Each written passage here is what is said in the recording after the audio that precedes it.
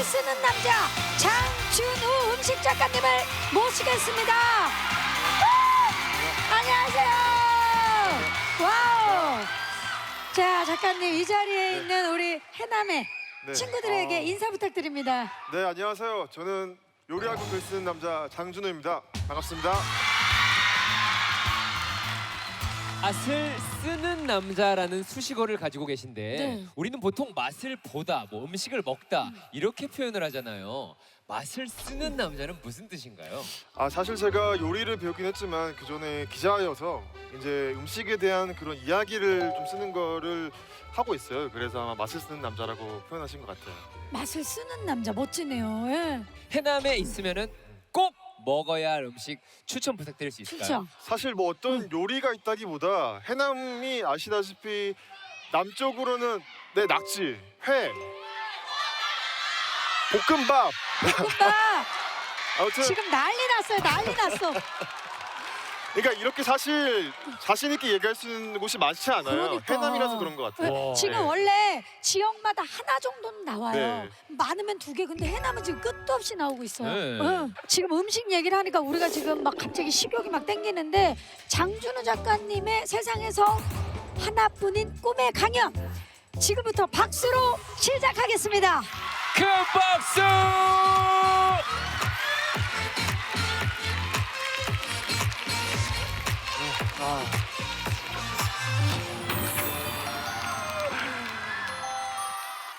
네, 제가 오늘 여러분께 전하고자 하는 주제는 역사를 바꾼 음식 그리고 나의 인생을 바꾼 음식이라는 주제예요.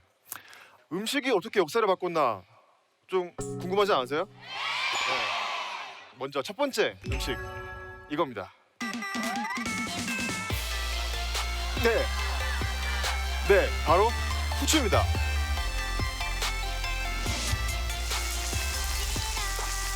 후추의 원산지는 인도예요.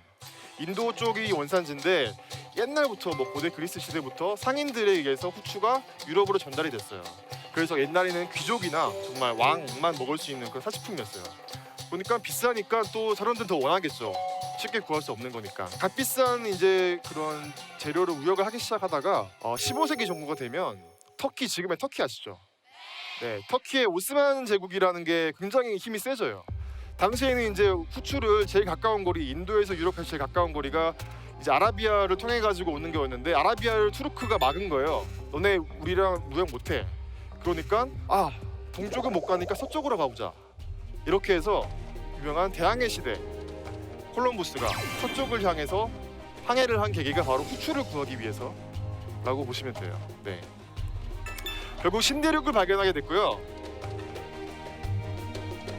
굉장히 다양한 식재료가 들어오면서 유럽 음식이 풍부해졌고 후추에 대한 열망이 만들어낸 결과라고 할 수 있겠죠. 네, 이렇게 인류의 역사 속에는 역사를 움직이게 만든 음식들이 있어요. 저 개인한테도 제 인생을 바꾼 요리들이 있어요. 제 인생을 만든 음식. 네. 저는 굉장히 새로운 걸 먹는 거를 두려워하지 않아요. 네, 그 이유가 있는데 저가 학교 다닐 때는 급식보다는 도시락을 싸왔어요.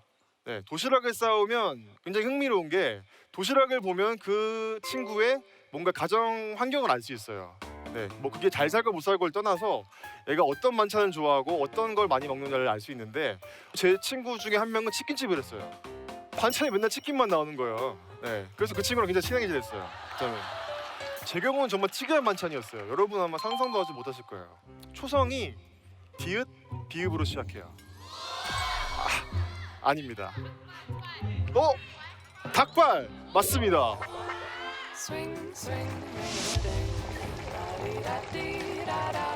어머니가 잠깐 이렇게 주저문하셨어요. 그래서 약간 안주거리 같은 음식이 남으면 이제 종종 이제 힘드시니까 이제 반찬을 싸우기 했는데 닭발을 이제 학교에 들고 가니까 애들이 기겁을 하는 거 이게 뭐냐고 이거 어떻게 이것만 먹을 수 있냐. 저는 되게 맛있게 먹거든요. 왜냐면 집에나 있는 반찬이니까. 그래서 애들한테 먹어보라고 하기도 하고 좀 궁금한 애들이 닭발을 이렇게 집어 먹어보는데 맛있는 거예요. 이게 맛있잖아요. 새콤달콤하기도 하고 또 매콤하니까 아마 그 반에 있던 친구들은 저 때문에 다 닭발을 처음 먹어봤을 거예요. 네. 그래서 어릴 때 그런 새로운 음식, 뭔가 낯선 음식에 대한 그런 경계가 별로 없었어요. 이런 새로운 음식을 많이 먹어보는 일을 하고 있지만 어떻게 보면 생각해 보면 그 닭발이 아니었으면 제가 지금 이런 몸심을 가지고 음식을 먹을 수 있었을까라는 생각이 들어요. 그리고 제가 또 좋아하는 음식이 있어요. 바로 홍어예요. 홍어 해산물도 많이 드시죠? 홍어 좀 하드코어한 음식이잖아요. 또 그런 말이 있어요. 홍어 같은 걸 좋아하는 사람은 후각이 조금 다른 사람보다 덜 예민하다. 예, 그래서 그 역한 걸 잘 참고 먹을 수 있다고 하는데 어떻게 보면 그런 거 그렇잖아요. 후각이 좀 덜 예민하면 안 좋은 거 아니냐. 사실 저는 그 반대인 것 같아요. 너무 예민하면 그 맛을 너무 선명하게 느끼면 좀 거부감이 들 수 있어요. 그래서 못 먹는 게 많아지는 거죠. 저는 오히려 조금 둔감한 것도 미식 생활을 하는 데 있어서 좀 괜찮은 것 같아요. 그래서 내가 혹시 후각이 조금 안 예민하다 너무 실망할 필요 없어요. 훌륭한 미식가가 되실 거예요. 네. 여러분 중에 나는 자라서 뭐가 될 거야, 내 꿈은 이거야 라고 나는 확신한다 있으신 분 손 한번 들어보세요. 네, 딱 봐도 20명. 저도 그랬어요. 내가 뭘 잘할 수 있고 뭘 해야 될지 너무 그런 걸 정할 수가 없어 방황을 많이 했어요. 정말 잘하는 게 없는 거예요. 제가 딱 봐도 운동 잘할 생겼잖아요. 운동 정말 못해요. 몸치예요, 몸치. 공부도 좀 어중간하고 뭐 잘하는 것도 없고 노래도 뭐 잘 못하고 춤도 잘 못 추고 전 되게 고민이 많았어요. 나는 뭘 잘할 수 있을까? 뭘 앞으로 해야 될까라는. 그래서 저는 대학교에 있을 때 하나의 저한테 미션을 준 게 내가 뭔가 잘하는지 모르면 한번 찾아보자. 무작정 다 해보고 최대한 많은 걸 내가 해보다 보면 뭐 하나로 내가 잘하는 게 있지 않을까. 그래도 봉사활동도 많이 해보고 학교 홍보대사도 많이 해봤는데 그 중에서 좀 제가 제일 빠져든 게 있었어요. 그때 친구가 새로 산 카메라라고 자랑을 하는 거예요. DSLR 큰 거 있잖아요. 근데 카메라 너무 멋있는 거예요, 카메라가. 네, 그래서 너무 갖고 싶었고 나도 사진을 관심을 두게 된 거예요. 그래서 카메라를 알바를 열심히 해가지고 카메라를 한 대 산 다음에 공부를 하기 시작했어요. 도서관에서 사진과 관련된 모든 책을 다 빌려가지고 그냥 혼자 보기 시작했어요. 혼자. 정말 열정적으로 했던 순간이어서 사진으로 뭔가 내가 해야겠다. 사진 기자 공부가 뭐 기자 공부, 언론사 준비라고 이제 비슷하거든요. 그래서 일단 기자 시험을 했고 되게 운 좋게 이렇게 기자 생활을 시작하게 됐어요. 네. 근데 제 기대와는 달리 좀 쉽지 않았던 게 마침 제가 국회 출입을 한 정치부 기자였는데 그때가 마침 세월호 사건이 있던 해였어요. 네, 여러분 다 아시죠? 그런 엄청난 사건이 일어났는데 정치권에서는 굉장히 싸움만 하고 자기들의 뭔가 이익만 챙기는 그런 모습을 보면서 굉장히 실망도 많이 하고 기자로서 뭔가 제가 할 수 있는 게 없다는 생각도 저런 자괴감이 많이 드는 거예요. 그래서 많이 힘들었고 그래서 굉장히 이 직업에 대한 흥미를 완전히 잃었어요. 그러고 난 뒤에 집에 돌아와서 매일 나는 이제 뭘 해야 될까라는 고민을 또 하기 시작한 거죠. 기자 생활을 내가 오래 못하겠다. 그러면서 집에서 요리를 하기 시작했어요. 제가 매일 만들던 게 있었어요. 그게 뭔지 혹시 계란 후라이 볶음밥, 치킨, 답이 나왔어요. 스파게티, 네, 파스타로 가죠. 파스타를 되게 많이 해 먹었어요.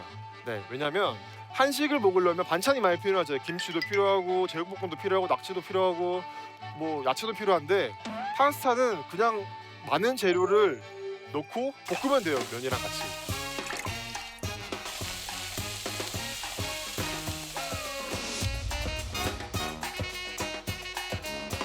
그래서 굉장히 한 그릇으로 해결되고 한 큐에 그리고 좀 있어 보이잖아요. 파스타라고 하면 뭔가 밥상 차리는 것보다 나 파스타 해 이렇게 하면 좀 더 있어 보이잖아요.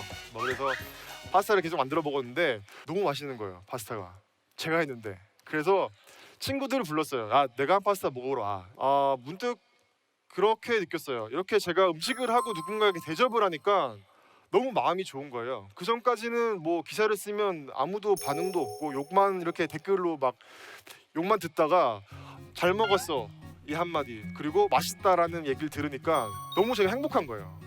이걸 기사를 내가 하나 쓰는 것보다 음식을 해서 뭔가 남을 행복하게 만드는 게 더 보람이 있는 일이구나 느꼈고 파스타를 내가 매일 만들지만 정말 이탈리아 본토에서 어떻게 만들까? 내가 정말 제대로 하고 있는가가 되게 궁금했어요.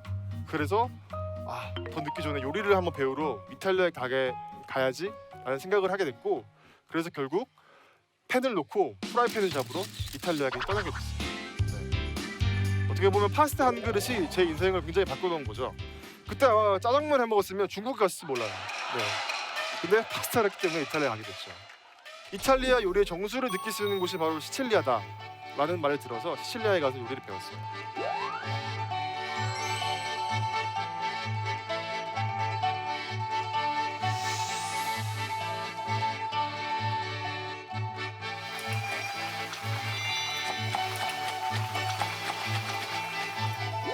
근데 되게 저 외국에서 요리 배웠어요 하면 되게 낭만적으로 보이잖아요. 네.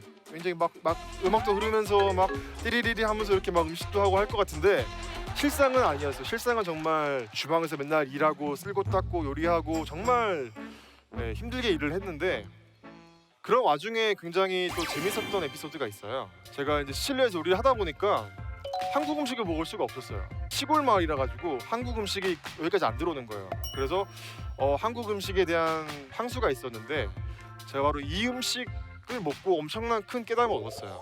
바로 영상에 보시면 그 음식이 나옵니다.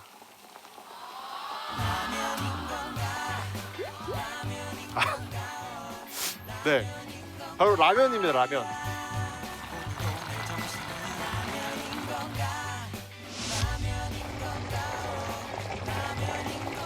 제가 외국에서 고생을 하고 있다고 하니까 친구가 가여운 마음에 라면 한 박스를 보냈어요. 이탈리아로, 시칠리아로.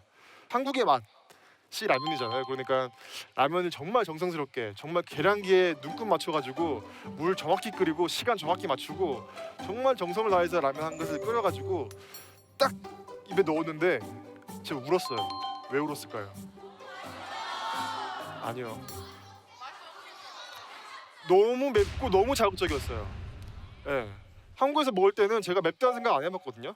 근데 그때 먹을 때는 너무나 매워가지고 막 입이 아릴 정도로 맵고 해서 뱉었어요 먹다가.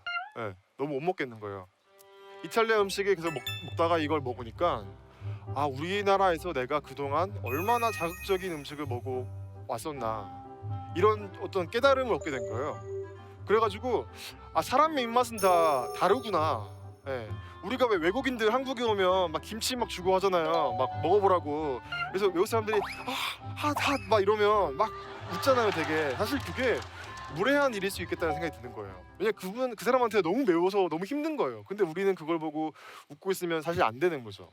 사실 그래서 이거를 제가 조금 몸으로 깨달았어요. 어떻게 보면 제 지금의 음식을 설명하는 맛을 쓰는 남자가 되는 것도 어떻게 보면 이때 먹었던 라면 한 그릇 때문인 것 같아요. 네. 이렇게 이탈리아에서 요리를 공부하다 보니까 조금 한계를 느꼈어요. 왜냐하면 저는 한국 사람이잖아요. 그러니까 태어나서 한국 음식만 먹다 보니까 이탈리아 음식이 왜 이런 맛을 내는지를 잘 이해를 못 하겠는 거예요. 그래서 아 이거는 내가 요리를 정말 배운다고 알 수 있는 게 아니라 정말 유럽을 다니면서 문화적인 것들을 좀 알아야겠다라는 생각이 들어서 주방을 나와서 유럽 방랑을 시작하게 됐어요. 네. 멋있잖아요. 와, 요리하다가 나 여행할 거야 하고 박차고 나왔는데 막상 나오니까 통장에 돈이 없는 거예요. 그래서 하나의 좀 아이디어를 냈어요. 제가 계속 이탈리아에 있는 동안 사진도 되게 많이 찍어서 올리고 글도 조금씩 썼는데 사람들이 되게 많이 좋아요를 되게 많이 눌러줬어요. 그래서 아 이거 후원을 받아보자.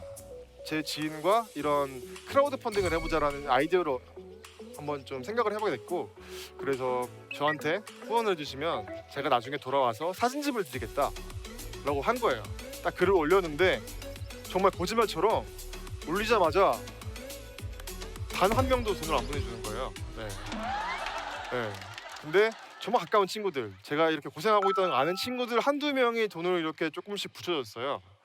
이렇게 적은 돈이지만 그래도 막상 받고 나니까 굉장히 뭔가 의무감이 생기는 거예요. 네, 내가 이 사람들한테 뭔가를 해줘야겠다. 그래서 그날 낮에 보고 취재한 것들을 모아가지고 저녁에 돌아와가지고 글을 썼어요. 사진과 같이. 근데 그게 하나 둘씩 쌓이다 보니까 제가 이런 걸 하고 있다는 걸 사람들이 많이 알게 되고 주변 아름아름 통해가지고 굉장히 후원이 많이 들어왔어요. 결과적으로는 거의 한 70명 넘는 사람들이 돈을 보내주셨고 그 돈을 가지고 여행을 할 수 있었고 그렇게 하면서 쓴 글들과 사진이 모여가지고 출판사에서 그걸 보고 제의가 왔어요. 책을 내자고. 네. 그래서 어떻게 보면 그때 작은 용기를 냈기 때문에 지금 제가 책을 냈고 그래서 음식 작가로서 여러분 앞에 지금 제가 설 수 있게 된 거죠. 네. 아까 제가 초반에도 언급드렸는데 여러분 중에서도 지금 되게 많이 고민하실 분 많을 거라고 생각을 해요. 내가 뭘 해야 되지? 뭘 잘할 수 있지? 네. 저는 충분히 이해해요. 저도 그런 과정을 겪고 왔고 지금도 저는 어떻게 보면 그런 과정 속에 있어요. 하지만 인생에는 답이 없다는 걸 나중에 알았어요. 저는 계속 답을 찾으려고 그랬는데 그런 노력들이 굉장히 무의미했었고 오히려 그 답을 찾기 위해서 내가 뭘 할 수 있을지 굉장히 많은 걸 시도를 해봤어요. 대학교 때 그렇게 열중했던 사진 그런 사진을 찍었기 때문에 지금 책을 낼 수 있었고 그리고 되게 괴로웠던 기자 생활이 있었기 때문에 그때 방랑을 하면서 제 생각을 되게 압축적으로 간결하게 정리할 수 있는 그런 능력을 좀 얻게 된 것 같아요. 그래서 그때는 몰랐어요. 내가 지금 하고 있는 것들이 그렇게 나중에 나의 무언가가 돼 있을지 정말 상상도 못 해봤거든요. 그래서 전혀 상관없는 것들이 모여가지고 지금의 저를 만들게 된 거죠. 그러니까 여러분들도 삶을 편식하지 말았으면 좋겠어요. 네, 그렇게 여러 가지 음식을 먹다 보면 내가 좋아하는 게 뭔지 취향이 생기는 거고 내가 좋아하는 게 뭔지 결국 알 수 있기 때문에 여러분도 꼭 삶을 편식하지 않았으면 좋겠습니다. 네. 이렇게 인류의 역사를 바꾼 음식이 있고 이렇게 저의 삶을 바꾼 음식이 있듯이 오늘 저녁에 여러분들도 식사를 드시면서 여러분의 인생을 바꿀 음식이 무엇인가 한 번쯤 생각해 볼 수 있으면 좋겠어요. 네. 감사합니다. 와, 음식에 이제 진짜 역사를 바꾼 음식부터 시작해서 그리고 우리 작가님의 인생을 바꾼 음식까지 들어봤는데 장준우 작가님께 질문을 좀 드려볼게요. 네. 사람이 죽기 전까지 평균적으로 먹는 음식의 양이 어느 정도 된다고 생각하세요? 퀴즈인가요? 퀴즈입니다. 사실 이거 제 답을 알고 있어요. 알고 있어요. 산희 씨 그러면 저는 사실 답을 모르고 있어요. 평균적으로 평균적으로 죽기 전까지 먹는 음식의 양 어느 정도 될 것 같아요, 여러분? 몇 톤? 100톤? 5톤? 5톤? 5톤? 작가님? 네. 그 사람이 평생 먹는 양이 35톤 정도라고 해요. 35톤 정도래요. 그러니까 그러니까 5톤 트럭 7대. 그렇지. 우리 이사할 때 그 큰 트럭은 5톤 트럭 7대를 뭐. 먹는 거예요. 무게로 따지면 그런데요, 여러분. 신기하게 먹는 양에 비해서 먹는 종류는 굉장히 한정되어 있다라는 거죠. 억울해. 깜짝이야. 어이구. 오늘 이렇게 만나보셨는데 어떠셨나요? 너무 음식에 대한 열정들이 너무 많으셔가지고 네, 앞으로 여기서 저를 능가하는 정말 더보다 더 훌륭한 음식 작가 혹은 미식가가 나오실 것 같아요. 네, 기대하겠습니다. 네. 고맙습니다.